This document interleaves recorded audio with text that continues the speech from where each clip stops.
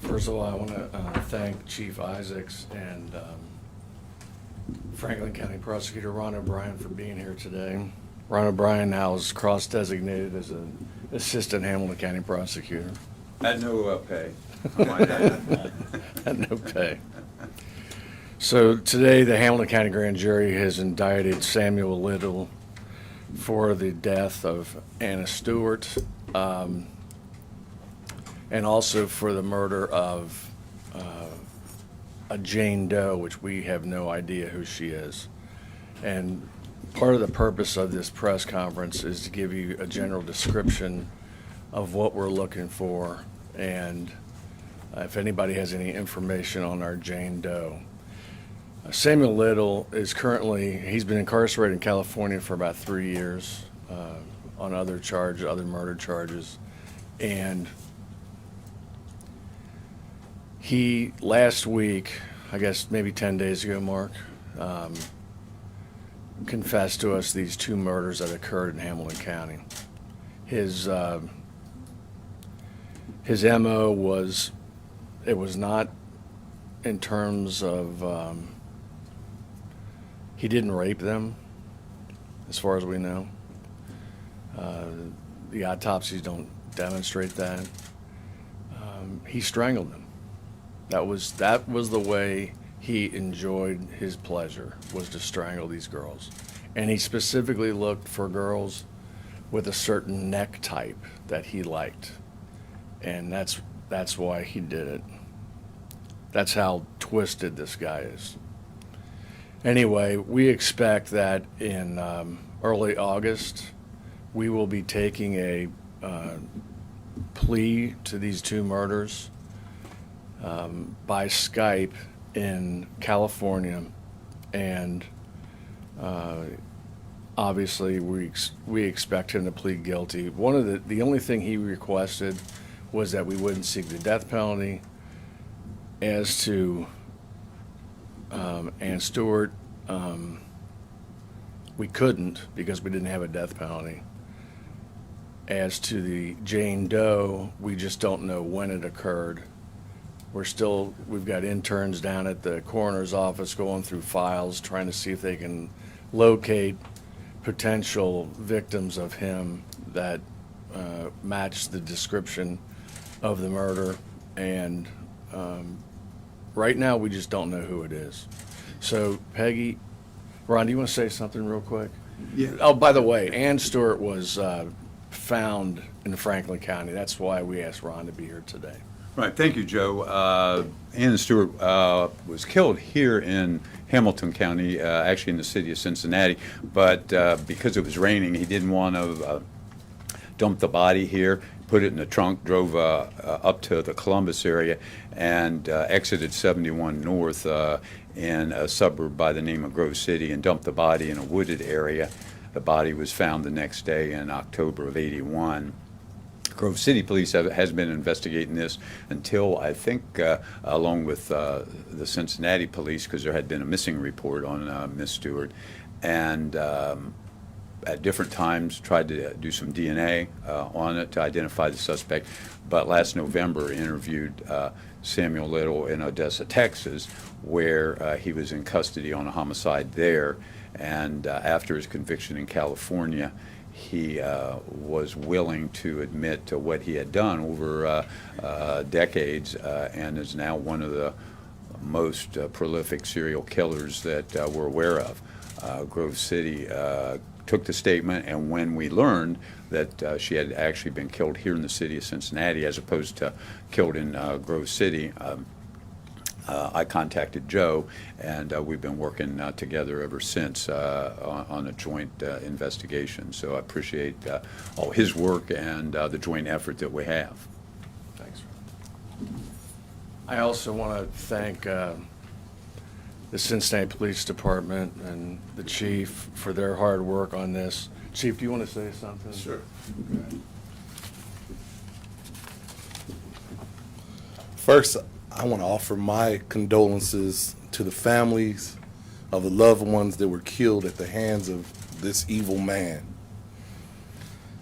Cold case investigations like this are some of the hardest investigations that our detectives undertake, but we never give up on attempting to find those that are responsible for taking the lives of these individuals. While this investigation and these indictments come about because of his admissions, it's really not about this individual. Regardless of how we got here today, it's about the victims.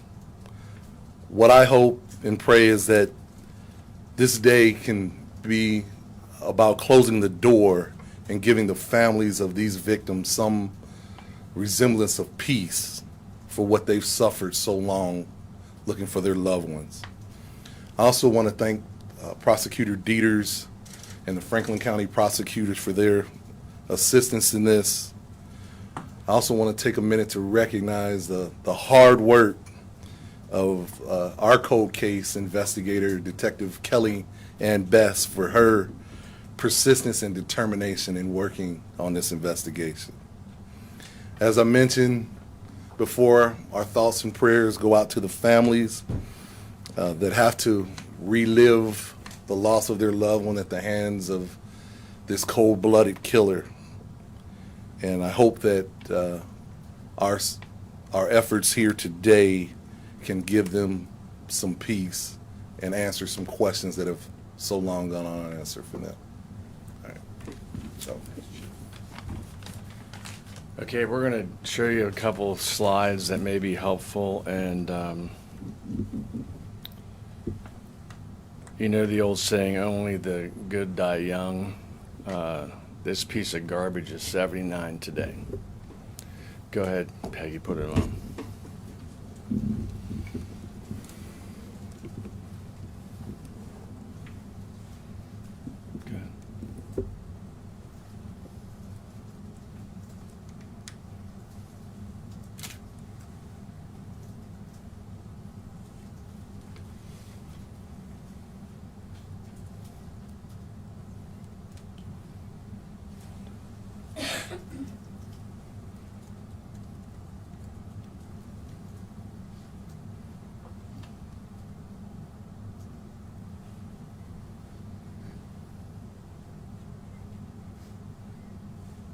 Good. This is the Jane Doe.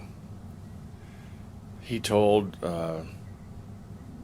my chief assistant that she was wearing a wig at the time, and he didn't have a pencil dark enough to describe her skin color, and so Peggy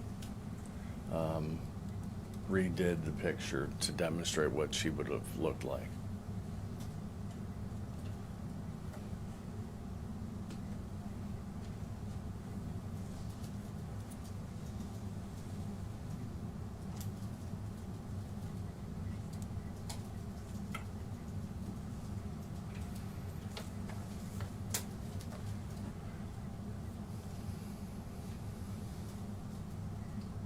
As I said, we're hopeful to, we've got interns down at the coroner's office going through microfiche right now because these cases were so old, and we're hopeful to be able to identify and let the family know that we have in fact identified their relative.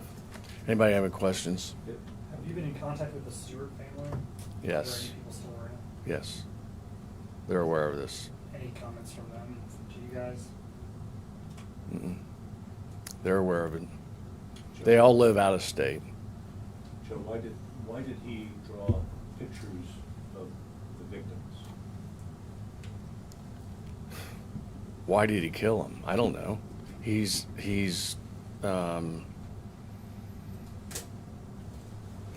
as Ron said, I mean, the FBI has told us that he's the most prolific serial killer in the history of America. They've been able to demonstrate over 50 of these already that he confessed to.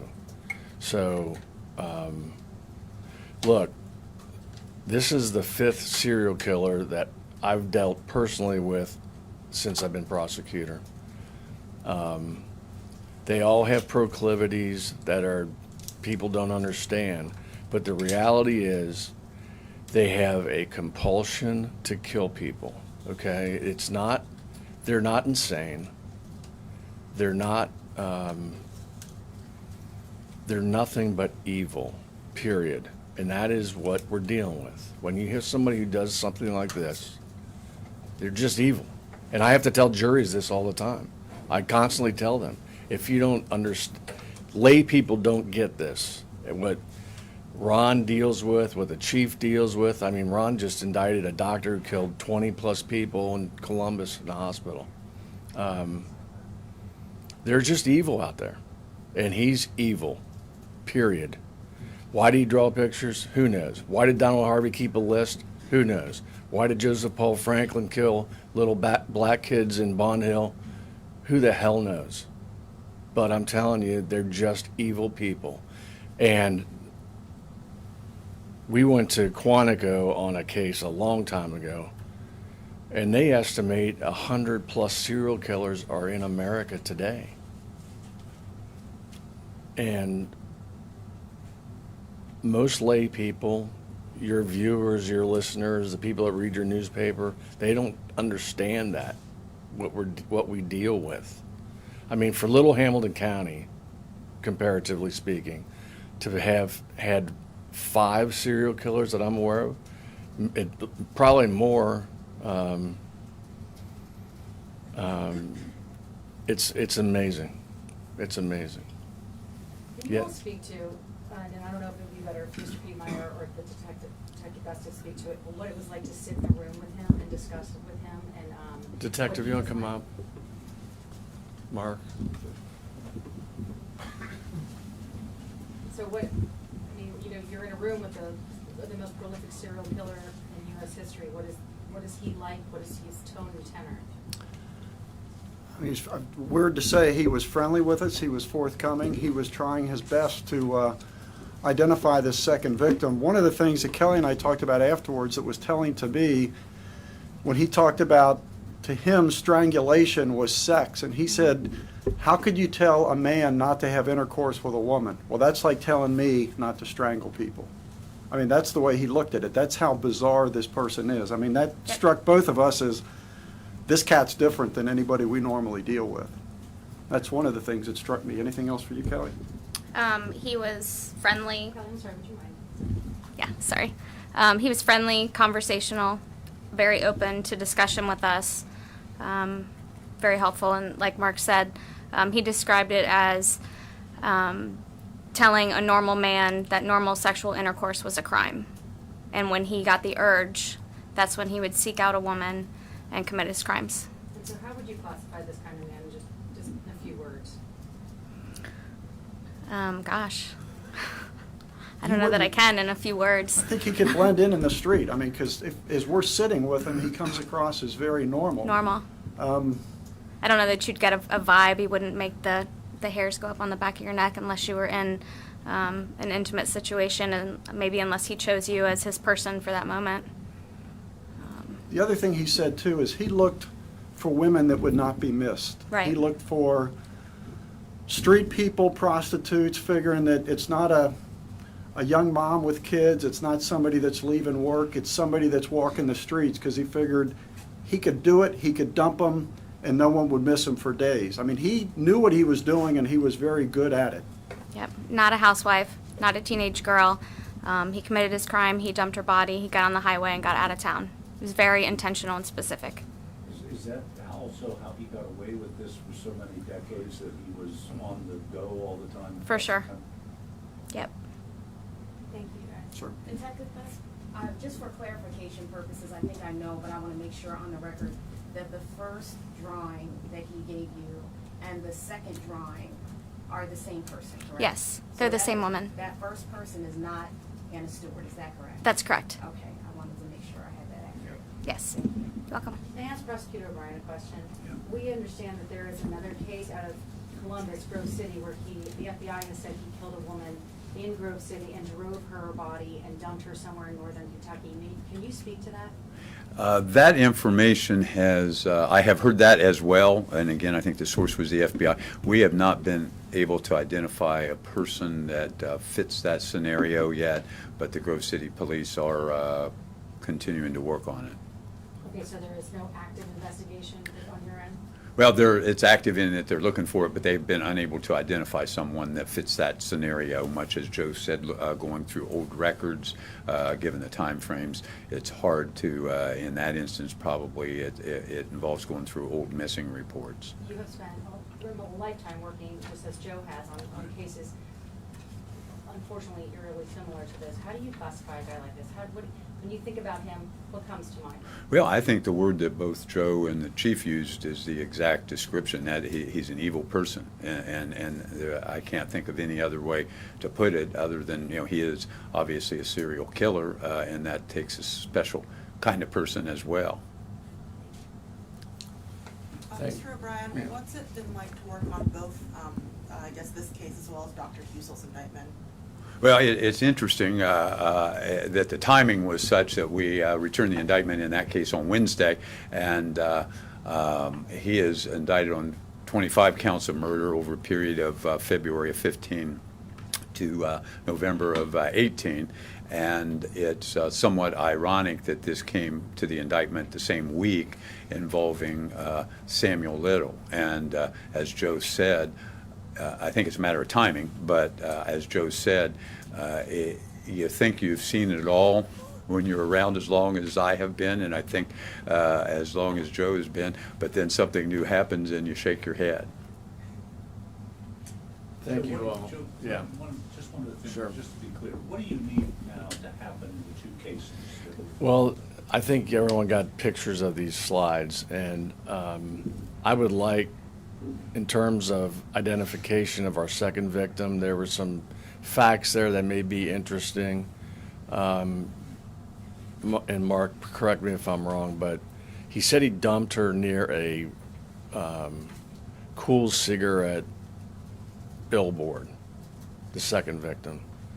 And we're working with sign people that they know what signs they had up even back then.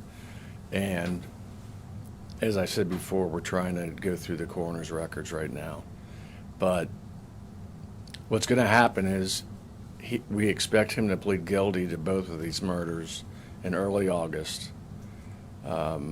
Mark and I are going to go out there for the plea, and Judge Melba Marsh has agreed to do it via Skype pursuant to Ohio law.